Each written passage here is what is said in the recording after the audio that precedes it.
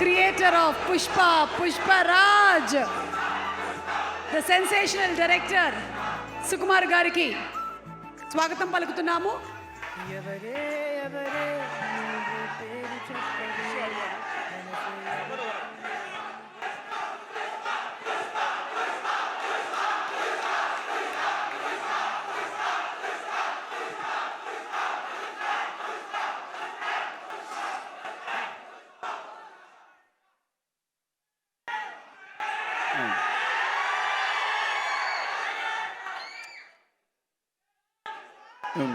Very sorry, ఏమన్నా first time బావిడ present చేస్తుంది మూవీని. కరెక్ట్గా పాపం ఎవరికైనా సీటింగ్ దొరికినా దొరకపోయినా, కొంచెం క్లమ్జీ అయినా, సరిగా మేనేజ్ చేయకపోయినా ఏమీ అనుకోవద్దు.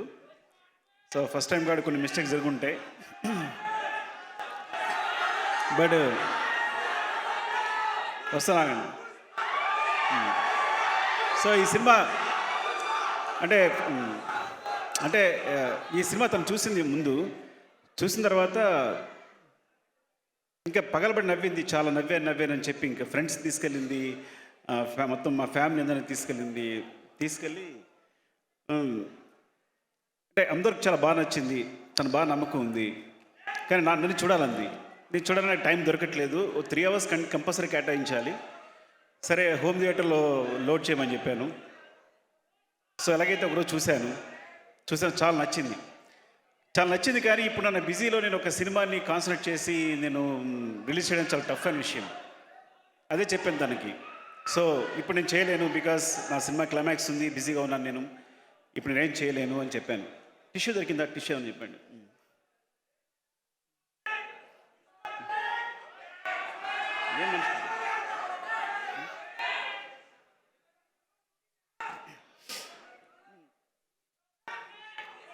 సో ఐఎమ్ సారీ, ఒక్క నిమిషం ఆగండి. మేము క్లైమాక్స్ షూట్లో ఉన్నాం, మీరు డిస్టర్బ్ చేస్తే చాలా ప్రాబ్లం అయిపోయింది. సో తను చెప్పింది ఇట్లా అని నేను చూడడం కుదరలేదు. సో ఒకరోజు అనుకోకుండా షూట్ క్యాన్సిల్ అయింది. నా హెల్త్ బాగుపడడం వల్ల చూశాను. నాకు చాలా బాగా నచ్చింది. నేను నవ్వుతూనే ఉన్నాను, సినిమా అంతా నవ్వుతూనే ఉన్నాను. సో ఇది ప్రాబ్లం చెప్పాను కదా, నాకు షూట్ ఉంది, నేను చేయలేనని చెప్తే అంత మంచి సినిమా నేను వదిలేను, నేను చేస్తానని చెప్పింది. సరే చేసుకో అని చెప్పాను. అంటే తన గట్స్ ఏంటంటే ఇంక అక్కడి నుంచి దూసుకెళ్ళిపోతూనే ఉంది. ఒకరోజు అంటే సడన్గా నాకు ఎక్కడో తెలిసింది, ఉపాసన గారికి మెసేజ్ చేసేస్తే చరణ్తో ట్వీట్ చేంజ్ నాకు తర్వాత తెలిసింది. తర్వాత నేను చరణ్ మెసేజ్ పెట్టాను, సారీ ఏమనుకోవద్దు, నాకు తెలియదు యాక్చువల్గా ఇలా తను ఏదో అమాయకత్వంతో చేసింది. No it's not a problem, తను వెళ్తుంది కదా ఇట్స్ అని చరణ్ చెప్పాడు. Thank you Charan. అట్లాగే తర్వాత సో ఇలా శశి గారితో చూపించి, మన మైత్రి శశి గారు చూస్తే థ్యాంక్ యూ శశి గారు. ఫస్ట్ ఆఫ్ ఆల్ మీరు చూసి సినిమా చూసి చాలా బాగుందని నమ్మకం ఇచ్చారు. అలాగే రవి గారు నవీన్ గారు చూశారు, అందరికీ నచ్చింది, అందుకే వాళ్ళు డిస్ట్రిబ్యూషన్ తీసుకున్నారు. సో ఇట్లా జరుగుతుంది. ఇప్పుడు ఒక ఇంపాసిబుల్ విషయం ఏంటంటే వచ్చి ఎంత ధైర్యంగా వచ్చేసి తన దగ్గరికి వచ్చేసి బన్నీ గారి దగ్గరికి వచ్చేసి, నాకు తెలీదు, నేను అడిగేశాను ఆయన చేస్తానని చెప్పింది. ఏం అడిగా ఉన్నా ప్రీ రిలీజ్ ఈవెంట్ అని, బుద్ధి ఉందా నీకు? క్లైమాక్స్ జరుగుతుంది ఇక్కడ, చాలా వర్క్ ఉంది మాకు ఇక్కడ, నేను అడిగాను అని. సో తను సారీ డార్లింగ్ ఏమనుకోవద్దు, తను అడిగేసి నేను అడుగుతాను అనుకోలేని అడిగింది అనుకున్నాను, నిజంగా నాకు తెలియదు. సో చెప్పండి, నో డార్లింగ్, ఫస్ట్ టైం తను ప్రజెంట్ చేస్తుంది, అలా ఇండివిజువల్గా ఇండిపెండెంట్గా వెళ్ళాలి, యూ హ్యావ్ టు సపోర్ట్, నేను వస్తాను చేద్దాం, అదేం ప్రాబ్లం లేదు, మనం నువ్వే షూట్ చూసుకో, కాకపోతే నువ్వే నన్ను 4 o'clock పంపించాలి అన్నాడు. Thank you so much darling. అసలు అంటే నేనైతే ఈ విషయానికి, ఈ చిన్న సినిమాకి నేను అడగడానికి కూడా సాహసించాను. ఈ చిన్న సినిమా నువ్వు రావడం వల్ల చాలా పెద్ద సినిమా అయిపోయింది. ఇలాంటి ఒక చిన్న సినిమాకి అంటే చూసేమంటారు, నేను లక్ష్మణ్ చూసి భయపడుతున్నా. లక్ష్మణ్ మోహన్ వాళ్ళ బ్రదర్స్ ఇద్దరు వచ్చారు. వస్తే వాళ్ళ సినిమా వాళ్ళు వచ్చిన తర్వాత నేను అడుగుతూనే ఉన్నాను, వాళ్ళు బాగానే ఉన్నారా? సాధారణంగా ఇలాంటి సినిమాకి మొత్తం మనీ తీసుకొచ్చి పెట్టేస్తుంటారు, ఫ్యామిలీ మొత్తం ఇన్వాల్వ్ అయిపోయి ఉంటుంది. సో ఇలాంటి ఎమోషన్స్ ఉంటాయి. నేను అడుగుతున్నాను వాళ్ళు కరెక్టేనా, బాగున్నారా, ఇదని చెప్తుంటూ. సో తర్వాత సపోర్ట్గా అంటే ఫస్ట్ ఆఫ్ ఆల్ ప్రొడ్యూసర్స్ గురించి చెప్పాలి. రిషి గారు, ప్రసాద్ గారు, బుజ్జి గారు ఇలాంటి చిన్న డైరెక్టర్ నమ్మి, చిన్న డైరెక్టర్ అంటున్నాను ఏమనుకోవద్దు, బికాస్ ఫస్ట్ టైం చేసినప్పుడు ఎవరికి నమ్మకుండదు కాబట్టి, ఒక డైరెక్టర్ నమ్మి వాళ్ళు మనీ పెట్టడం అనేది చాలా గొప్ప విషయం. ఇలా ప్రోత్సహించడం అనేది ఈ సినిమా అంటే ఇలాంటి ఒక సినిమాని ఇంత బిగ్ చేసింది డెఫినెట్గా డార్లింగ్. నువ్వు రావడం అనేది ఎంత పెద్ద విషయం ఈ సినిమాకి, మళ్ళీ చెప్తాను కాదు, చాలా చాలా పెద్ద విషయం రావడానికి. ఎందుకంటే రావు రమేష్ గారు హీరో ఏంటి, రావు రమేష్, నేను కూడా ఫస్ట్ టైం అనుకున్నా రావు రమేష్ గారు హీరో ఏంటి అని. సో నిజంగా మిడిల్ ఏజ్ క్యారెక్టర్స్ కథలో చాలా దగ్గర మిగిలిపోయి ఉంటాయి మా దగ్గర. అలాంటి వాళ్ళు కనుక కథానాయకుడి హీరో పాత్రలు చేస్తే కనుక చాలా కథలు బయటకు వస్తాయి, చాలా మంచి మంచి కథలు బయటకు వస్తాయి.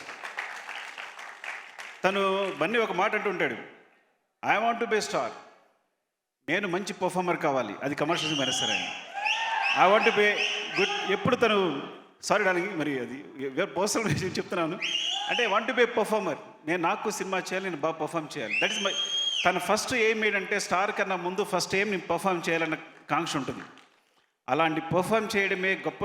ఒక పెద్ద హీరో ఒక తనున్న పొజిషన్లో పర్ఫామ్ చేయడమే గొప్ప విషయం అనుకుంటే కనుక, అట్లా గొప్పగా పర్ఫామ్ చేసే రావు రమేష్ గారు కూడా is a biggest star. So perform చేసే ప్రతి ఒక్కరిని హీరోగా చూస్తాను నేను. సో మీకు అలాంటి స్టేజ్ దొరికింది రమేష్ గారు, అద్భుతంగా చేశారు. ఇలాంటి అవకాశం ఒక మంచి ఆర్టిస్ట్కి ఇలాంటి అవకాశం వస్తే ఏం చేయొచ్చు అన్నీ చేస్తారు మీరు, నిజంగా అద్భుతం మీరు చేసిందంతా.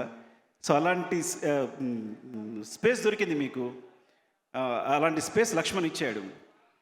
Laxman, you are awesome seriously. నేను క్లైమాక్స్కి వచ్చేసరికి కళ్ళ నీళ్ళు వచ్చేసి కింద పడి దొల్లిస్తాను నేనైతే. అండ్ ఆయన చెప్పారు, రావు రమేష్ గారు చెప్పారు ప్రతిదీ ఫస్ట్ టేకే అని. దాన్ని సిగ్గుపడుతున్నాయి ఏమనుకోవద్దు, టేక్ 1 అని, అన్నీ టేక్ 1 టేక్ 2 సార్ అని.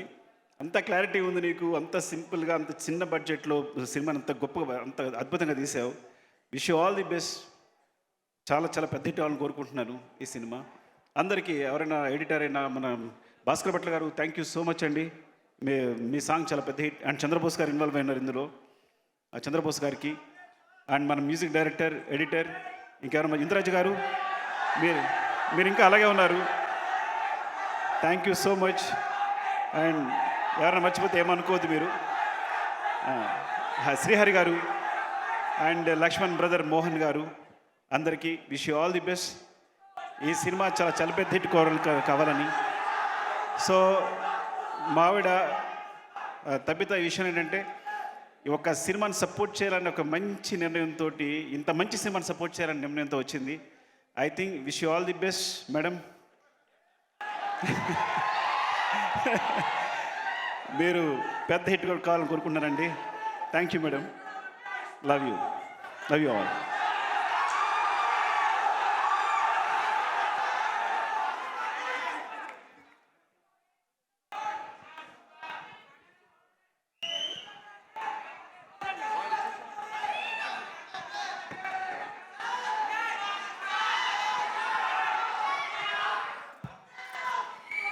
Okay, thank you so much Sukumar గారు.